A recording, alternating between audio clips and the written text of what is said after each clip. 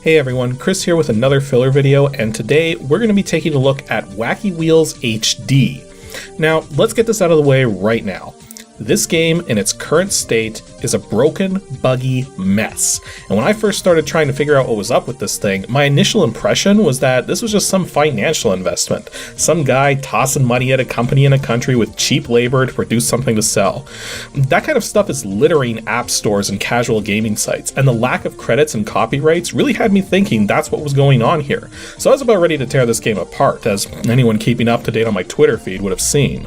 But no, this is actually a passion project by one Chris Jorgensen, whom, after reading his Twitter feed and some of the posts he's made over the past year, I get the impression he's a much stronger businessman than game developer, and because he spreads his focus across multiple projects all at once, progress on this game has been very slow, with the second patch update having been released only a month ago, on what is now a game that's nearly 1.5 years old. More importantly than that though, I've been reading through some of the feedback he's gotten on this game as well, and a lot of it is just not that useful. Not to mention there's not that much to begin with.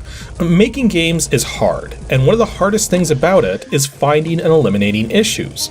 Most programmers are simply not capable of finding issues on their own accord, not with their own projects, and the reason for this is analogous to how a writer is not going to proofread their own stuff. They're going to have someone else do it because that someone else is not going to have any expectations and won't instinctively take any shortcuts because they lack the knowledge of the underlying material to be able to do that. So, after figuring all of this out, I decided to scrap my original plans for this video, and instead of critiquing the game, this is going to be my own quality assurance report on this game for Chris, so that he can make the fixes and alterations necessary over time to turn Wacky Wheels HD from the broken state it's currently in into something truly awesome, because the potential is definitely here.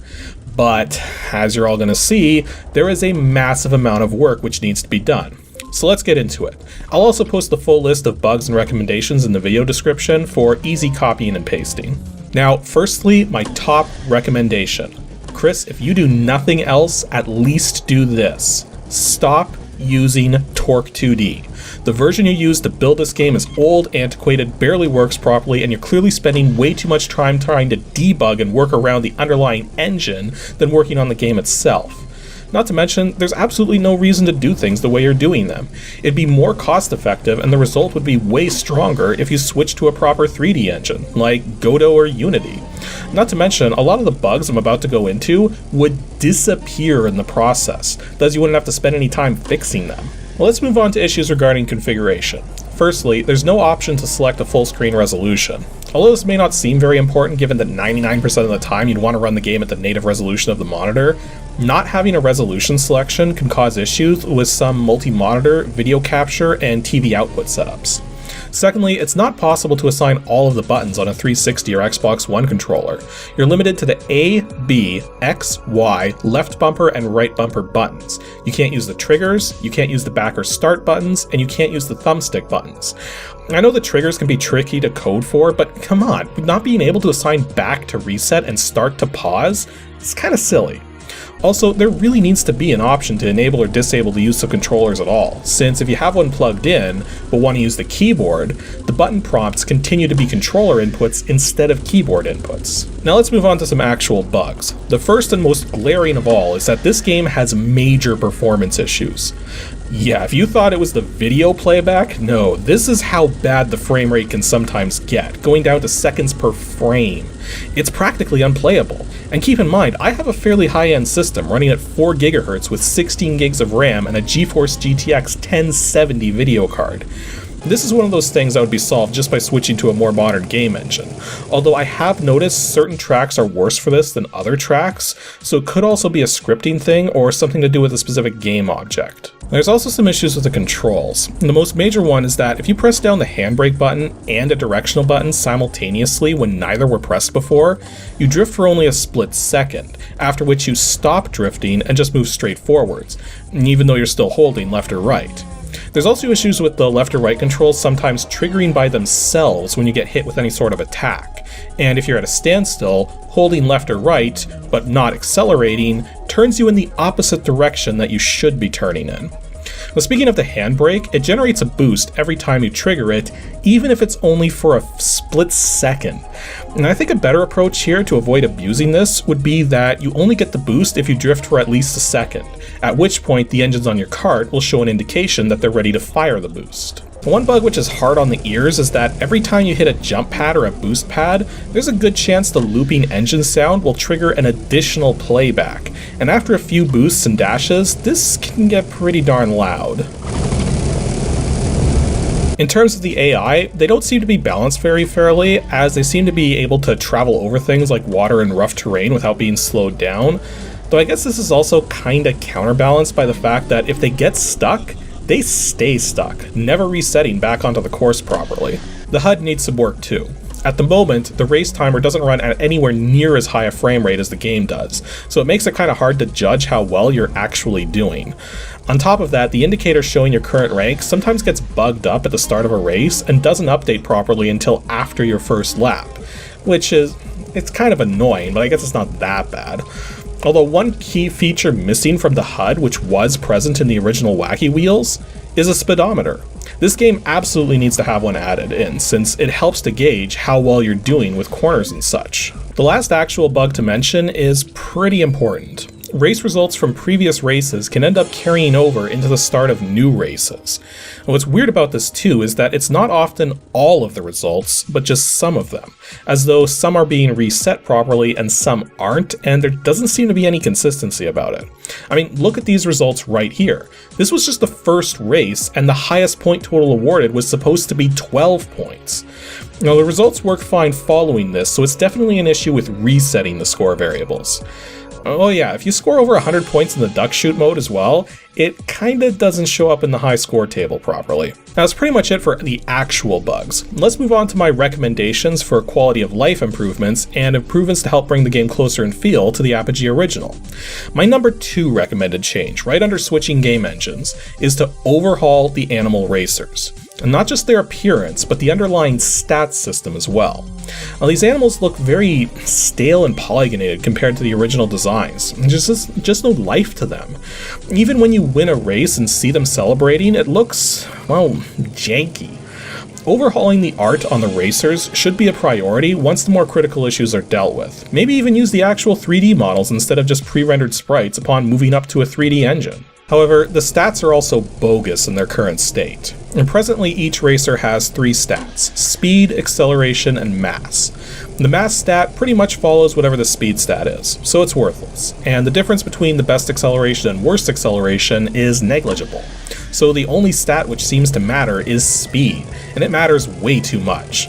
Playing this game as Ringo, who has the worst speed, is way harder than playing as Uno, who has the highest speed, with Uno often being able to outpace Ringo by over half a lap, given what I tested in the time trials. My recommendation for overhauling the stats to be more balanced and more varied would be to have 4: speed, acceleration, cornering, and boosts.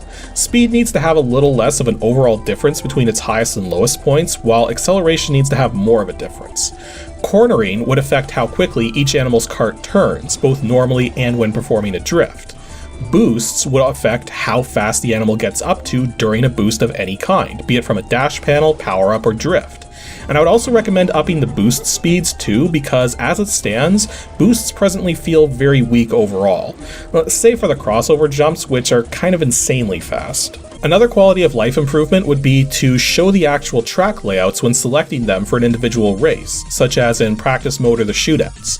Trying to select the specific track you want from a generic list when there's 16 to choose from is kinda hard. Another gameplay recommendation I have is to convert the Fireball and UFO hedgehogs into power-ups, and to make the hedgehogs more of a focus than they currently are.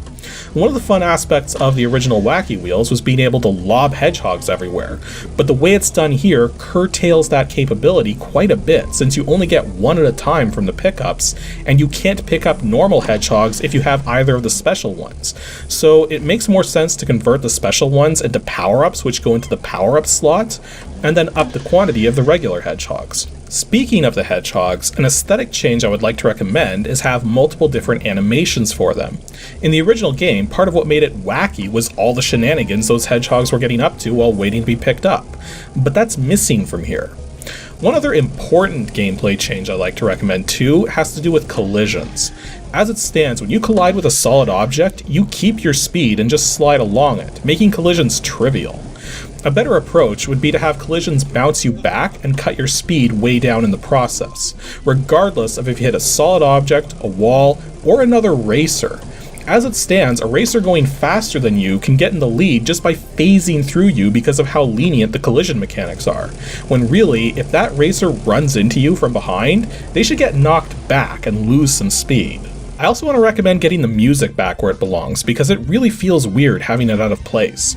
The music which plays when you start a race in this game is supposed to be the music you hear during the podium screen, whereas the podium screen here is, well, quiet and dull. This could use some spicing up too, come to think of it. Also, when you rank 3rd or higher in a race, for some reason, this plays the ABXY logo tune, which, yeah, it's not a bad little bit of fanfare, but it feels very out of place hearing it as anything other than logo music. Now, one thing I could suggest is adding a credit screen and having the ABXY logo music play when you look at the credits. Actually, that's where a lot of my confusion about the state of this game stemmed from too, was the lack of credits. There's no copyrights, no licensing details, no indications of who did what. There absolutely needs to be a credit screen here, regardless of how Spartan it is, because without one, it feels like no one has any pride or faith in this, and also leads to confusion regarding if it's properly licensed or not. My last 2 recommendations are more so things I'd like to see added rather than things which really need to be here, and can be considered the lowest priority out of all of these. Firstly, time trial ghosts. This would be a really cool feature which would expand upon the original Wacky Wheels, which didn't have this, as time trials are a good way to learn the tracks and improve one's overall driving skill in a game. The other things I'd like to see added back are CC selections and the kids mode. Being able to choose between lower CC and higher CC races to affect the overall speed of the experience is kind of a must-have for any kart racer, and the kids mode from the original was a really neat way to make the game accessible to very young kids. I'd love to see that make a return too. And that brings us to the end of my QA report. I'm really not sure how entertaining this was for the average person to watch, but it's my hope that having a visual record of this, along with a list of all of these issues and recommendations, will help Chris turn this game around and bring the mostly negative score it currently has on Steam to a mostly positive score or higher. But as anyone can see, the game is clearly deserving of the poor ratings at the moment because in its current state, it's barely playable, so I cannot recommend buying it whatsoever. But at the same time, I see the potential here, and I want to see this game do better. So here's hoping Chris can find the time to commit to these changes and turn this into something truly awesome. And if that does happen, I promise him and everyone else, I'll release an update video to let everyone know when the game is finally in a state worthy of being purchased. Anywho, that's all for today's filler. Episode 233 of Ancient DOS Games will be going up on Saturday, April 7th, and we're going to be taking a look at a pair of educational games made by the same developer, which are fairly similar despite coming out nearly 3 years apart from each other, both using well-known cartoon characters.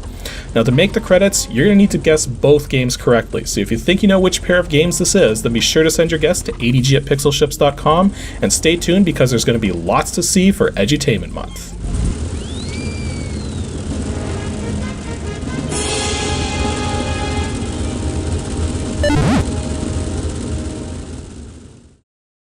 Thanks for watching, everyone, and special thanks to those of you supporting me on Patreon. Here's just a small sample of you guys.